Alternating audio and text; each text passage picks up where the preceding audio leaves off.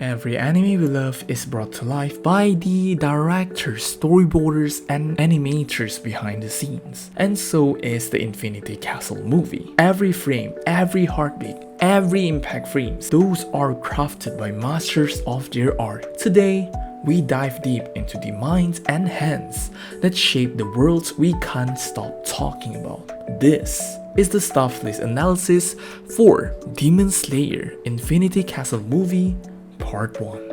Hey guys, and welcome back to another brand new stuff list analysis video. And yes, I took quite a while in the making of this particular video. I would like to perfect it as much as I can so that there isn't any boring part of this particular video. So yes, first of all, I'm going to be showing you guys the entirety of the stuff list itself. And no, I will not be able to talk about each one of them as it will take me years to finish it. Even after watching the movie, I will literally still talking about each one of the key animators because there are just too much. I'll be choosing some notable key animators, storyboarders, unit directors, basically the stuff that I personally think will be leaving a huge impact to the movie. Not saying that the others doesn't, it's just that in my personal opinion, these few people are the one that I would like to highlight in this particular video. Right, let's start off with the movie director himself, Haruo Sotozaki. When we talk about the success of Demon Slayer, it's impossible not to bring up the name Haruo Sotozaki. He is the director who has been at the helm of the series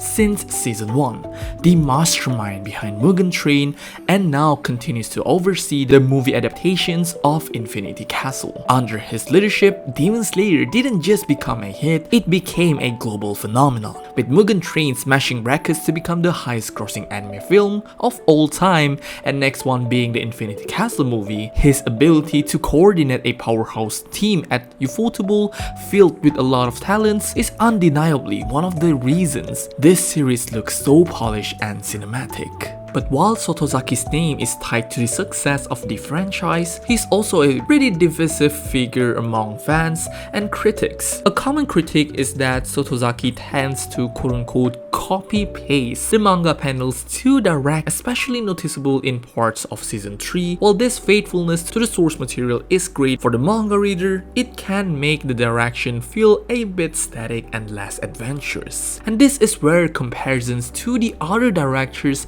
on the same series become unavoidable. Toshiyuki Shirai, for example, directed episode 19 of season 1, the legendary Hinokami episode, and fans often praise it as the peak of this anime's creative vision. The dynamic angles, the raw emotional tension, the way Shirai elevated that sequence, the entirety of the episode just went viral worldwide. Then you have Takahiro Miura, whose work on the Tanjiro and Inosuke vs Endo fight in Mugen Train is another prime example of standout direction in comparison to Sotozaki's handling of Akaza vs Rengoku fight in the same movie. While beautifully animated with the help of Nozomu Abe, an incredible animator, this has been described by fans as feeling a bit bland or less dynamic in terms of camera movement and scene build-up. It's not that Sotozaki is a bad director, it's far from it, but his styles leans toward a more careful adaptation, clean presentation, rather than experimenting with cinematic flair like Shirai or Miura. However, this faithful approach is also what makes Sotozaki unique. He ensures that Demon Slayer stays true to Koyoharu Gotoge's vision while still elevating key moments through incredible animation, music, and atmosphere. I wouldn't say it's a bad thing that he is directing this particular movie, as he has always been the director for literally every single series. Season 1, Season 2, Season 3, Hashira Training Arc, the Mugen Train movie. He has always been the director, he has always been the head of this particular production. So I would say his influence in this particular anime is very big, not only because of his direction, but because of his leadership, and also him being able to lead the other talented directors to work on the movie as well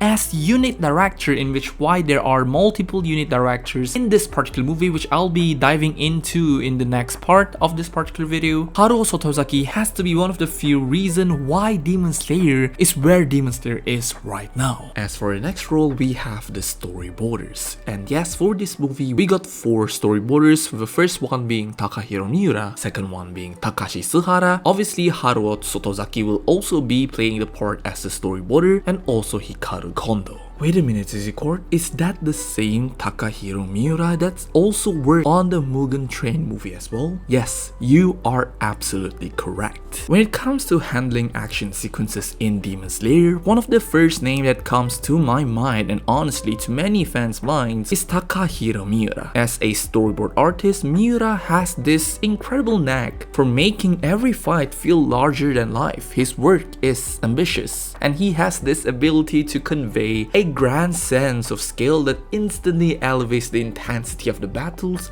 we see on screen. Take Mugen Train for example. One of the biggest highlights of that movie was Tanjiro and Inosuke versus Enmu. And guess what? Who was behind the direction and storyboarding of that sequence? Takahiro Miura. The way he built up that fight, from the pacing of the camera work to the smooth transitions between close combat and wide shots of the train, there is this cinematic weight to his storyboarding and direction that makes you feel like you're part of the chaos. This is where you can really see the contrast between Miura and Haruo Sotozaki. While Sotozaki is known for being faithful to the manga, Miura's board tend to push beyond panel layouts, adding dynamic camera angles, fluid tracking shots, and more visual tension. For example, while Sotozaki handled Akaza vs Rengoku, which was beautifully animated but arguably a bit bland in terms of direction, Miura's Tanjiro and Inosuke vs Enmu felt alive, unpredictable, and much more experimental. It's like night and day. Miura doesn't just storyboard fights. His attention to the rhythm of the combat, the flow of every cut, breathes between hits, and that's what makes his episodes stand out. And having Miura as one of the storyboarder of this particular movie just gave me another perspective to expect this movie on, because having Miura storyboard a fight scene is definitely everything you would ever want as a Demon Slayer fan. Next up, we have another storyboarder, Takashi Suhara, being one of those storyboarders who might not be as widely recognized, but he has a style that instantly distinguishable if you know what to look for, and Suhara's work is often cinematographic and visually refreshing, and he brings a very different flavor to the series compared to the high energy cuts from Miura or the faithful direction from Sotozaki. Take the season 3 finale for example. While that episode was packed with huge action sequences, one of the most striking moments was actually Muzan's flashback, which was handled by Suhara. It's a more reserved, atmospheric segment, but still incredibly creative. Much like episode 5 of season 1, where Urokodaki's flashback was presented in black and white, Suhara used a similar visual choice here, but this time he went further by adding a grain filter, giving a vintage, almost cinematic feel. The way the colors gradually return toward the end of the flashback creates this sense of memory fading into reality, and it's such a clever directorial choice. But what makes Suhara stand out is his structural composition. As a storyboarder, you need to have a good understanding of a framing, and he loves using horizontal structures where lines in the frame align perfectly with each other, creating a subtle sense of harmony and balance. At first glance, his shot might look simple, but when you pay attention, there's actually a lot of thought and precision behind them. And also, sometimes Suhara also takes risks with his camera work. As a storyboarder, you are the idea, you are the blueprint maker of how a scene will look like, so camera work will be added as a weight on your shoulder as well. And this is also what Suhara is pretty good at, because there's actually this one shot that actually looked like a simple pan following a stream of blood, but then it's smoothly transformed into a camera rotation that shifts focus onto Muzan, creating a dynamic yet seamless transition.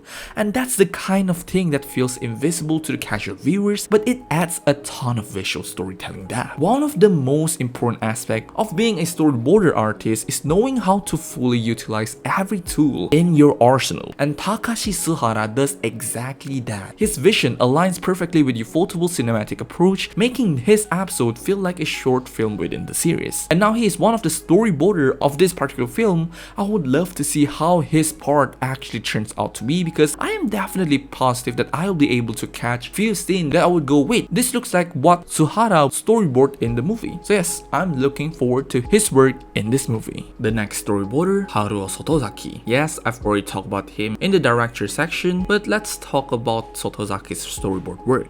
The The reception is often mixed, despite the many people who criticize Sotozaki for how he handles action scenes. People are calling them too static or overly faithful to the manga, but it's undeniable that his vision always succeeds in conveying the essential emotions of the series. Sotozaki's board truly shine when it comes to reflecting the core themes of Demon Slayer: family, bonds, sacrifice, and emotional catharsis. While he might not experiment as much as someone like Takahiro Miura or Toshiyuki Shirai, Sotozaki's storyboards have certain clarity and emotional weight that tie the narrative together. Sotozaki ensures these beats resonate with the audience even if his action direction isn't always the flashiest. Now, the last storyboarder I want to talk about is Hikaru Kondo, a name that might surprise some people on this list, and I am surprised as well. He is apparently best known as the quote-unquote president of Ufotable, or the founder of it, and a key producer behind some of the studio's biggest titles like Fate Zero, Kara no Kyokai. But in terms of actual storyboarding, he's only stepped into this role on very rare occasions. Fun fact, this guy apparently is the guy that anime studio Ufotable founder Hikaru Kondo charged with evading 139 million yen in tax. Alright, let's not talk about it. It's an old news, but let's get back to the topics. Kondo's storyboard credits are actually pretty minimal. Aside from some early work like Futako Alternative Episode 11, his only storyboards selected projects like Kara no Kyokai, Fate Zero, and Tales of Zestiria. But for this tough list analysis, I don't really have enough examples to definitively judge how good Kondo is as a storyboarder. He's not like Takahiro Miura or Takashi Sohara, who have developed distinct, recognizable styles through consistent work. Kondo's storyboarding is more of a curiosity, a rare glimpse into the creative hand of someone who is actually and usually behind the scenes pulling the strings as a producer rather than directing shots himself. So we need to kinda see what he has to bring to the table for this particular movie as a storyboarder this time. Next up would be the unit directors, and we have some few one, and I don't think I'll be able to talk about each one of them due to the fact that this video is going to be longer than the actual movie itself. So yeah, we have Shinya Shimomura, Takashi Suhara, Shuji Shimizu, Hideki Hosokawa, Seiji Harada, Takashi Mamezuka, Akihiko Uda, Ken Nakazawa, Kei Tsunematsu, Takuro Takahashi. As I have already mentioned earlier, unit directors' work are to handle the parts that they are assigned to. If the Akaza vs Tanjiro fight is being given to Shinya Shimomura, he will only be focusing on that particular fight. Meanwhile, the other director will going to be handling the other part of the movie itself. So unit directors are there to help Haro Sotozaki handle each scene on their own under the supervision of Haro Sotozaki as the main director of the movie itself. So in case you guys didn't know, these unit directors are regulars in the Demon Slayer series. Yes, they've worked since season 1 till the latest season, but they're not really new to the series. They have been working on Demon Slayer for a very long time. So I don't think I really need to be going to each one of them, since I would like to save time on the animators as well. But again, I would love to see Takahiro Miura to actually be part of this unit director, but I guess storyboarding parts of the movie is already enough. Maybe he will be part of the unit director in the next part of the movie or the last part, who knows. But yes, Takashi Sohara being one of the unit director, being able to actually control one part or at least some part of the movie is already good enough. I would love to see some scenes to be taken care by him because of his creativity in terms of visual storytelling in Demon Slayer has been incredible so far, so I would love to see more of him in the movie. So yes, I'm really looking forward to see his work in the movie itself. Alright, so before we get into the key animators that makes all those key animation, let's talk about the person that will be doing all those correcting, all those fixing off model shot of the main cast of the series. Yes, the chief animation director of this movie, and according to the stuff list, there is only one chief animation director, and it is the one and only Akira Matsushima. No, don't worry, this person is not the only person that will be correcting all those inconsistencies due to the fact that there is also assistant chief animation director that is like Mika Bando, Miyuki Sato, Mika Kikuchi, and Haro Sotozaki also as assistant chief animation director, basically to supervise model of the character. If they look inconsistent, they will be the one that is correcting it and all those stuff. They will also be supervising the animation directors on which part of the scene that needs to be corrected. They will also be the one that is responsible on that particular job. Unfortunately, I don't really have the time to go deep into each of the assistant chief animation director, but I can at least talk about the chief animation director, yes, the main chief animation director of this movie, Akira Matsushima. So a little bit about Akira. Akira is the Demon Slayer character designer, yes, ever since season 1. So this particular person has been on board for Demon Slayer for such a long time, so it's not a doubt that this is also the same person that will be holding the role as chief animation director in terms of correcting inconsistencies in this particular movie. Even though there isn't any concrete proof of their correction in any of the Demon Slayer series, we can all tell that Demon Slayer has looked really good and really consistent with how the visual of each character looks and the consistency of it throughout the years. So consistency should be the least thing that anyone should be worried of, because again, Ufotable has incredible movie production and this particular person is experienced enough in terms of being a chief animation director, so consistency should be the least worried stuff in this particular movie. Now for the key animators, there are just too much of them, but I will be listing some that I would say I would love to see a lot of cuts from them, but I am guessing that they are only making like 2-3 cuts for the movie. But I've heard that someone from this list made 1 or 2 minutes long cut, which is insane. So here we have from Ufotable, we have Masayuki Kunihiro, a very regular animator in the series and has made few of the best scenes in Demon Slayer. Nozomu Abe, the Abe from Demon Slayer, basically creating your favorite impact frames, impact scene, one of the best in this industry, is also working as key animator. Mitsuru Obunai, Kazuhiro Miwa, Kohei Hirota, Shun Yamaoka, Yuta Kiso, and Yongche Tu. All of these are the few that I would love to highlight in this particular list due to the fact that I am very much looking forward to see what's their cuts in the movie itself, because they have shown incredible stuff from the series itself. So having a movie quality production is going to be pulling the standard even more for their animation in the movie itself. So I am looking forward for these people's cut in the movie itself. As for the Studio Nut key animator, we have Shinichi Kurita, who is someone that is pretty well known, and I was not expecting him to actually participate in this particular movie because obviously he is from Studio Nut, but apparently some outsourcing has been made for like maybe some few cuts. So Shinichi Kurita has been insane on multiple series that he has worked on, so I'm looking forward to his cut in the movie itself. And this one is the most surprising one out of all. Shinya Ohira from M2 Studio. What in the world just happened? How did Shinya Ohira manage to be on this movie? Manage to get on board for this production? It is just insane. Shinya Ohira is one of the most inhuman animators that I've ever seen to work on any episode, either it's from One Piece or The Boy and the Heron. This guy is just on another level, and I am just curious to see how far or how bad are they going to be correcting his cut, because this guy has always been the guy that completely inconsistent with the character model. Meanwhile, Ufotable on the other side will always stay on model. So I am looking forward to see how they are going to be working with Shinya's cut in this movie, but it's going to be insane anyways. Shinya Ohira in Demon Slayer movie is just on another level of hype. But yes, those are pretty much it. I'm sorry that this video took pretty long, since this video is kind of long as well. So yeah, those are pretty much it. I hope you guys actually watch until the very end. Unfortunately, I'm not able to actually talk about each one of those, or else I'm going to be talking until the movie actually release here. So yeah, here are the animators, the directors, the UDs that I didn't talk about. And yes, those are pretty much it. Thank you very much for watching this video, and I will see you in the next Demon Slayer video. Goodbye.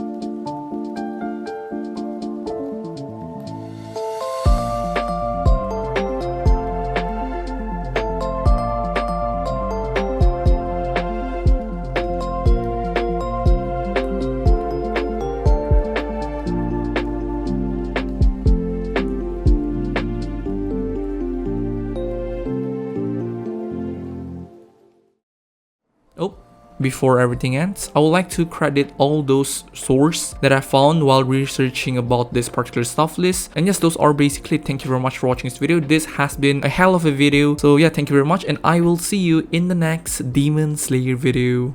Goodbye.